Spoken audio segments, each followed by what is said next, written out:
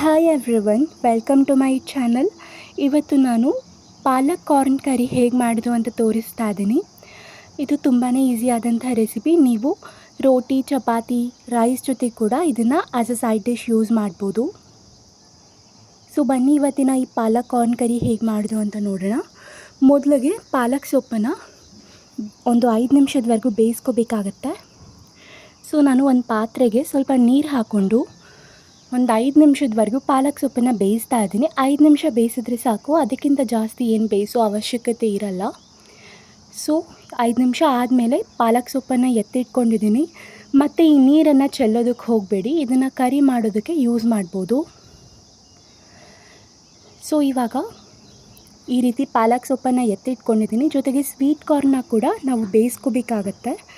So ಒಂದು 5 ನಿಮಿಷ sweet ಕಾರ್ನ ಕೂಡ ನೀರಿಗೆ ಸ್ವಲ್ಪ ಅರಿಶಿನ ಪುಡಿ ಮತ್ತು ಉಪ್ಪನ್ನು ಹಾಕಿ ಈ ರೀತಿ ಬೇಯಿಸ್ಕೊತಾ ಇದ್ದೀನಿ. ಇವಾಗ ಒಂದು ಬೇರೆ ಬಾಣಲೆಗೆ ಒಂದು 4 ಟೇಬಲ್ ಸ್ಪೂನಷ್ಟು ಎಣ್ಣೆನ ಬಿಸಿ ಮಾಡ್ಕೋಬೇಕು. ಎಣ್ಣೆ ಬಿಸಿ ಆದಮೇಲೆ ಇದಕ್ಕೆ ಬೆಳ್ಳುಳ್ಳಿ ಹಾಕ್ತಾಯಿದ್ದೀನಿ. ಬೆಳ್ಳುಳ್ಳಿ ಎಲ್ಲ ಬ್ರೌನ್ ಕಲರ್ ಬರೋವರೆಗೂ ಇದನ್ನ ಚೆನ್ನಾಗಿ ಫ್ರೈ ಮಾಡ್ಕೋತಾ ಇದ್ದೀನಿ. ಬೆಳ್ಳುಳ್ಳಿ ಎಲ್ಲ ಬ್ರೌನ್ ಕಲರ್ ಬರಬೇಕು ಈ ರೀತಿಯಲ್ಲಿ. ಇವಾಗ ಇದಕ್ಕೆ 2 ಮೀಡಿಯಮ್ ಸೈಜ್ ಈರುಳ್ಳಿ ಮತ್ತು 2 ಹಸಿಮೆಣಸಿನ್ಕಾಯಿನ ಈ ರೀತಿ ಕಟ್ ಮಾಡಿ ಹಾಕ್ಕೋತಾ ಇದ್ದೀನಿ. ಈರುಳ್ಳಿ ಕೂಡ ಒಂದು 5-6 ನಿಮಿಷದವರೆಗೂ ಚೆನ್ನಾಗಿ ಫ್ರೈ ಮಾಡ್ಕೋಬೇಕು. ಈರುಳ್ಳಿ ಎಲ್ಲ ಗೋಲ್ಡನ್ ಬ್ರೌನ್ ಕಲರ್ ಬರಬೇಕು. ಇವಾಗ ಇದಕ್ಕೆ ಒಂದು 10ರಿಂದ 15 ಗೋಡಂಬಿ ಹಾಕ್ಕೋತಾ ಇದ್ದೀನಿ. ಕರಿನಲ್ಲಿ ತಿಕ್ನೆಸ್ ಬರಬೇಕು ಅನ್ನೋ ಕಾರಣಕ್ಕಾಗಿ ಗೋಡಂಬಿನ ಹಾಕ್ಕೋತೀವಿ. ಇವಾಗ ಒಂದು 2 ಮೀಡಿಯಮ್ ಸೈಜ್ ಟೊಮ್ಯಾಟೊ, ಇದನ್ನು ಕೂಡ ಹಾಕ್ಕೊಂಡು ಟೊಮ್ಯಾಟೋಸ್ ಎಲ್ಲ ಸಾಫ್ಟ್ ಆ್ಯಂಡ್ ಸ್ಮಶಿ ಆಗೋವರೆಗೂ ಒಂದು 5-6 ನಿಮಿಷ ಫ್ರೈ ಮಾಡ್ಕೋಬೇಕಾಗತ್ತೆ. ಈ ಟೊಮ್ಯಾಟೋಸ್ ಎಲ್ಲ ಸಾಫ್ಟ್ ಆದಮೇಲೆ ಇದನ್ನು ಒಂದು ಮಿಕ್ಸರ್ ಜಾರ್ಗೆ ಟ್ರಾನ್ಸ್ಫರ್ ಮಾಡ್ಕೋಬೇಕು. ಆಮೇಲೆ ಸ್ಮೂತ್ ಪೇಸ್ಟ್ ಮಾಡ್ಕೋಬೇಕು ಈ ರೀತಿಯಲ್ಲಿ. ಆಗಲೇ ಎತ್ತಿಟ್ಕೊಂಡಿರುವಂಥ ಪಾಲಕ್ ಸೊಪ್ಪನ್ನು ಕೂಡ ಒಂದು ಮಿಕ್ಸರ್ ಜಾರ್ಗೆ ಹಾಕ್ಕೊಂಡು ಪೇಸ್ಟ್ ಮಾಡ್ಕೊಂಡಿದ್ದೀನಿ. ಈಗ ಸ್ವೀಟ್ ಕಾರ್ನ್ ಕೂಡ ಬೆಂದಾಗಿದೆ. ಸೊ ನಾನಿಲ್ಲಿ ಒಂದು ಬೇರೆ ಬಾಣಲೆಗೆ ಒಂದು 3-4 ಟೇಬಲ್ ಸ್ಪೂನಷ್ಟು ಆಯಿಲನ್ನು ಬಿಸಿ ಮಾಡ್ಕೋತಾ ಇದ್ದೀನಿ. ಎಣ್ಣೆ ಬಿಸಿ ಆದಮೇಲೆ ಇವಾಗ ಇಲ್ಲೊಂದು ಅರ್ಧ ಟೇಬಲ್ ಸ್ಪೂನಷ್ಟು ಅರಿಶಿನ ಪುಡಿ ಮತ್ತು 1 ಟೇಬಲ್ ಸ್ಪೂನಷ್ಟು ರೆಡ್ ಚಿಲ್ಲಿ ಪೌಡರ್ ಹಾಕ್ಕೋತಾ ಇದ್ದೀನಿ. ಎಣ್ಣೆಗೆ ಈ ರೀತಿ ರೆಡ್ ಚಿಲ್ಲಿ ಪೌಡರ್ ಹಾಕೋದ್ರಿಂದ ಕಲರ್ ಚೆನ್ನಾಗಿ ಬರುತ್ತೆ. ಅದಕ್ಕೆ ನಾನು ಇಲ್ಲಿ ಆಯಿಲ್ಗೆ ಈ ರೀತಿ ರೆಡ್ ಚಿಲ್ಲಿ ಪೌಡರ್ ಮತ್ತು ಅರಿಶಿನ ಹಾಕ್ಕೊಂಡಿದ್ದೀನಿ. ಇವಾಗ ಆಗಲೇ ಮಾಡಿಟ್ಕೊಂಡಿರುವಂಥ ಮಸಾಲ ಪೇಸ್ಟ್ ಏನಿದೆ ಅದನ್ನು ಇಲ್ಲಿ ಆ್ಯಡ್ ಮಾಡ್ತಾಯಿದ್ದೀನಿ. ಇವಾಗ ಇದನ್ನು ಒಂದು 4-5 ನಿಮಿಷದವರೆಗೂ ಚೆನ್ನಾಗಿ ಫ್ರೈ ಮಾಡ್ಕೋಬೇಕು.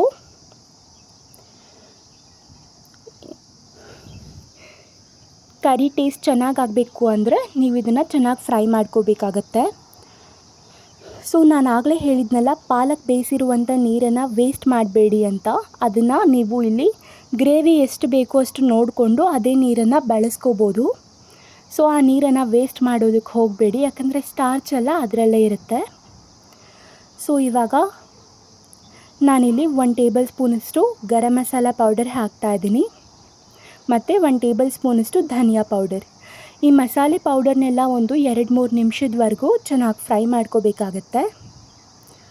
ಇದೆಲ್ಲ ಫ್ರೈ ಆದಮೇಲೆ ಆಗಲೇ ಮಾಡಿಟ್ಕೊಂಡಿರುವಂಥ ಪಾಲಕ್ ಸೊಪ್ಪಿನ ಪೇಸ್ಟ್ ಏನಿದೆ ಅದನ್ನು ಕೂಡ ಇಲ್ಲಿ ಆ್ಯಡ್ ಮಾಡ್ತಾಯಿದ್ದೀನಿ.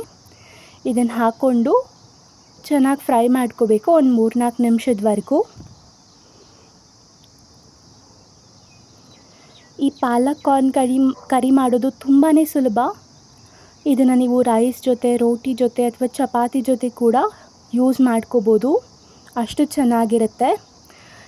ಇದನ್ನು ಒಂದು 5-6 ನಿಮಿಷ ಬೇಯಿಸಾದ್ಮೇಲೆ ಇವಾಗ ಸ್ವೀಟ್ ಕಾರ್ನನ್ನು ಹಾಕ್ತಾಯಿದ್ದೀನಿ.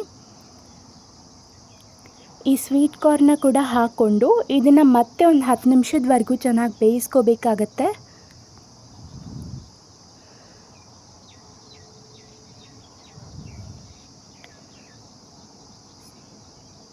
ಸೊ ಇವಾಗ ನಾನು ರುಚಿಗೆ ತಕ್ಕಷ್ಟು ಉಪ್ಪನ್ನು ಹಾಕ್ತಾಯಿದ್ದೀನಿ.